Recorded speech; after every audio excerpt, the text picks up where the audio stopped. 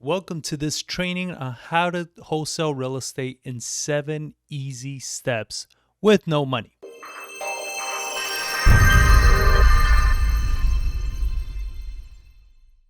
So let's get right into this. So first step you want to make sure you take care of is you got to find your buyers first. So if you're operating with no money, I'm sorry to tell you, you actually need money to buy real estate, right?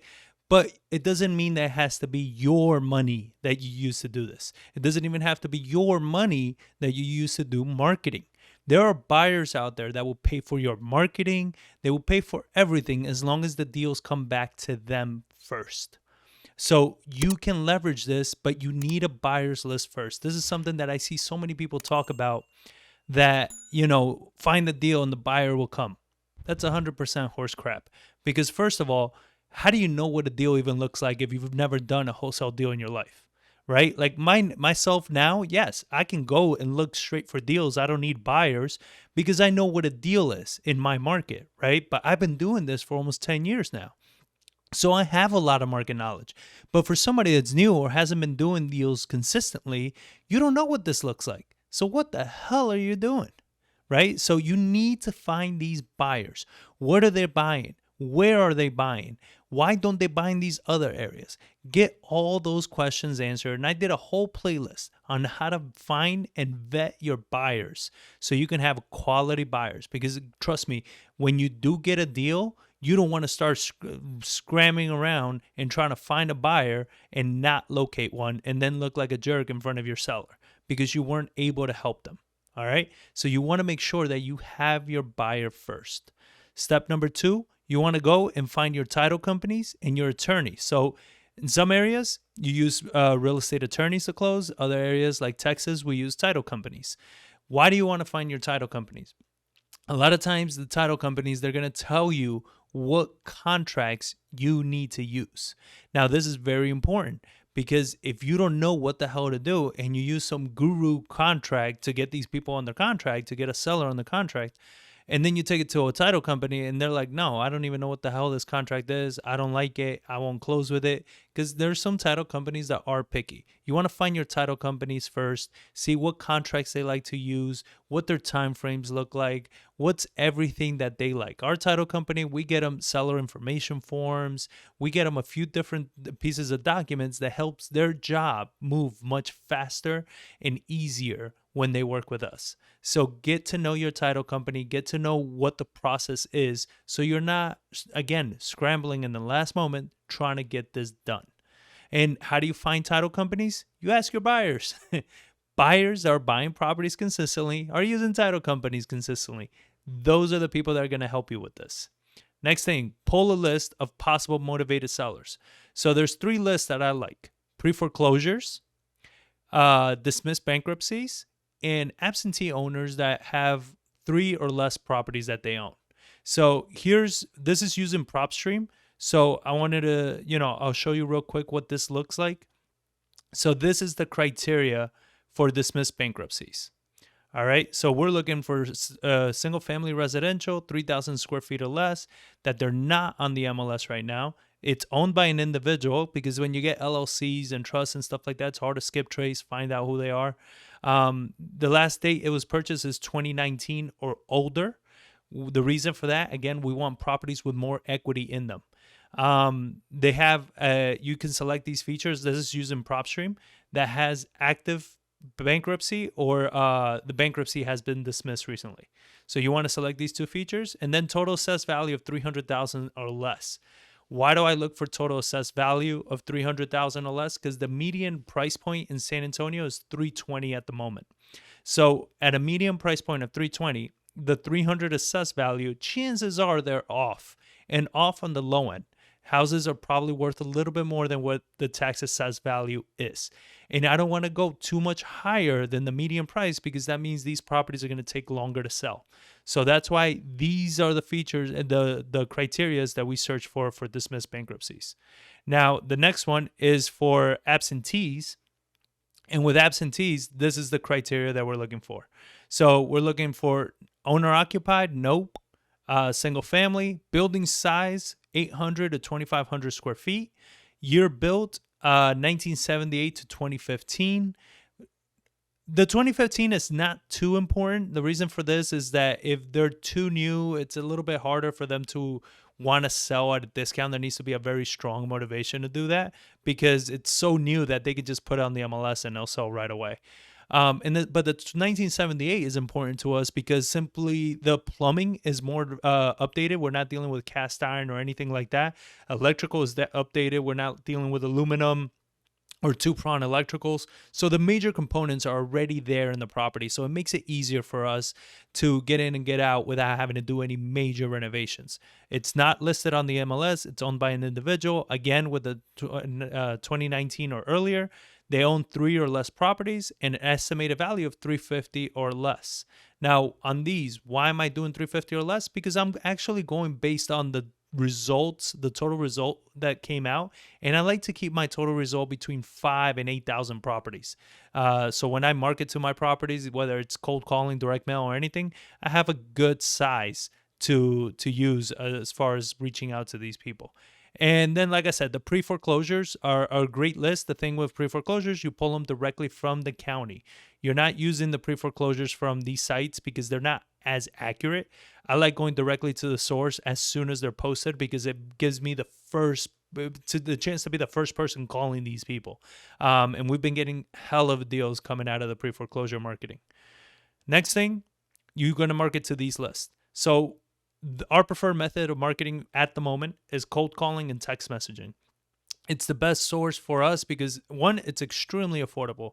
We are spending probably about, all said and done, if we include our VAs, we're probably spending about $1,200 a month on marketing, and we're generating about 4 deals a month. And our average deal size is about $35,000. So when you talk about those numbers, our cost to get a deal is pretty damn good, right? The next way that you can do it is direct mail. Now, direct mail works when you have a very niche targeted list. You don't want to shotgun direct mail because you're going to have to mail them a few times. You don't mail people once and hope for great results. I was recently talking to a buddy of mine at Balt Point Marketing, and he's the owner, and he was telling me about some of the metrics and everything. And they said, like, after you mail somebody 3 times, you've increased your reach of that list by 50%. That's a massive jump. But you got to hit the same person, the same list 3 times to get that kind of reach. The first round, go around, I think he said it was like 14% of the list that's actually going to maybe respond or even think about calling you. So you got to do it 3 times before you can actually get a hold of about 50% of that list. Now, if you're getting a hold of about 50% of the list, do you think you're closing some of these people? I think so. Now, some people do suck at sales, which is why we provide a lot of sales training in my company. But, once you get good at sales and figuring out what their issue is a very good chance of getting a contract there. Then you want to go ahead and once you found a motivated seller, you want to get them under contract. You're going to use whatever contract your title company told you about, whatever contract they like to use. Here in Texas, we use the TREC, which is the standard Texas contract. And we love using that contract because every time I see a wholesaler that comes to these sellers with a custom contract, I completely destroy them. I'm like, you can't trust those contracts. What the hell is this? This is 2-page. Looks like it was made by a 3rd grader.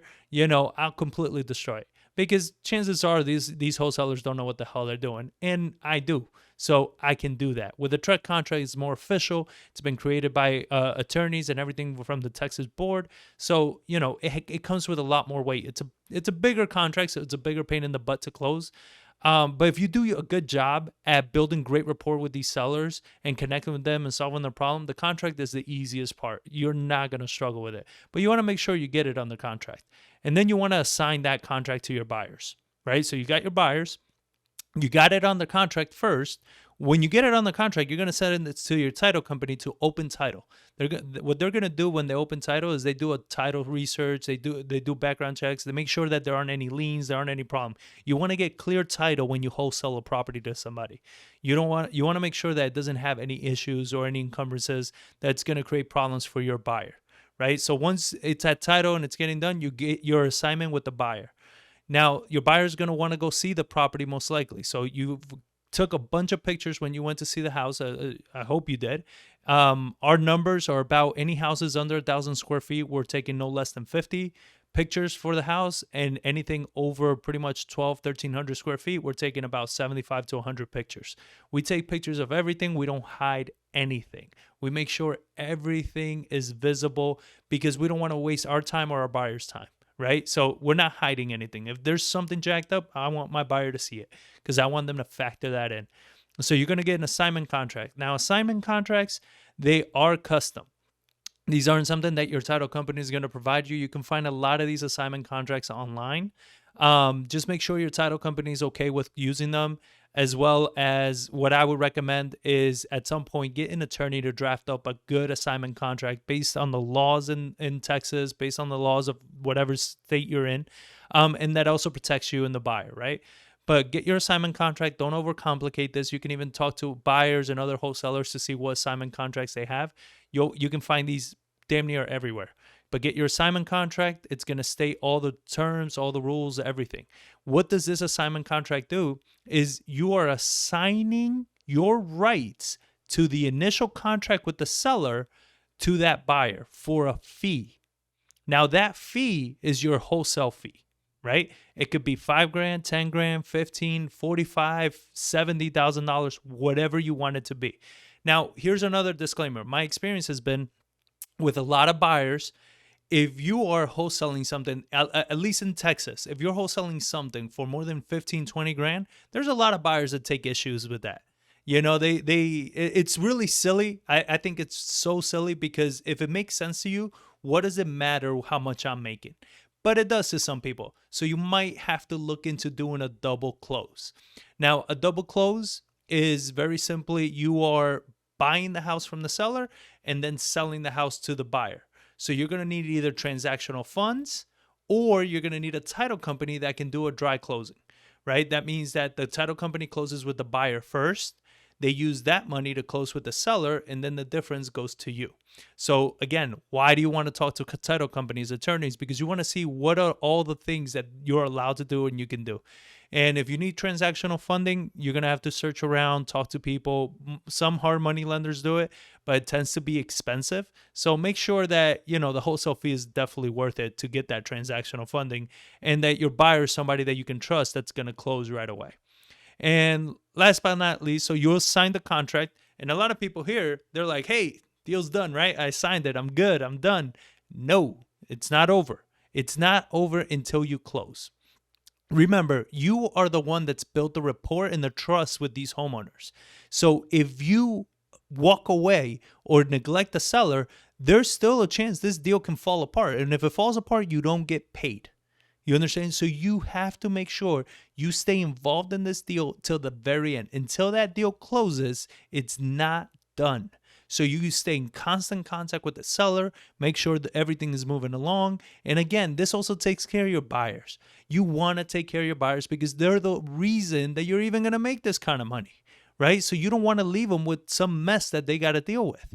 That's why buyers pay wholesalers because they don't want to deal with those things. They don't want to be dealing with the seller. If they did, they would do the marketing themselves. So make sure that you're doing this and you're talking to your seller, you're talking to your buyer, you have open lines of communication. Now, if you found any of this information valuable and helpful, give us a thumbs up. Make sure you subscribe to the channel. And you can always text me by texting the word YouTube to 210-794-9898 and ask me any questions, whatever it is. If you want to refine the marketing list, if you have some questions on the sales, anything that you need help with, let me know. I'm here to help you. I hope this was helpful to you guys, and I will catch you all in the next video.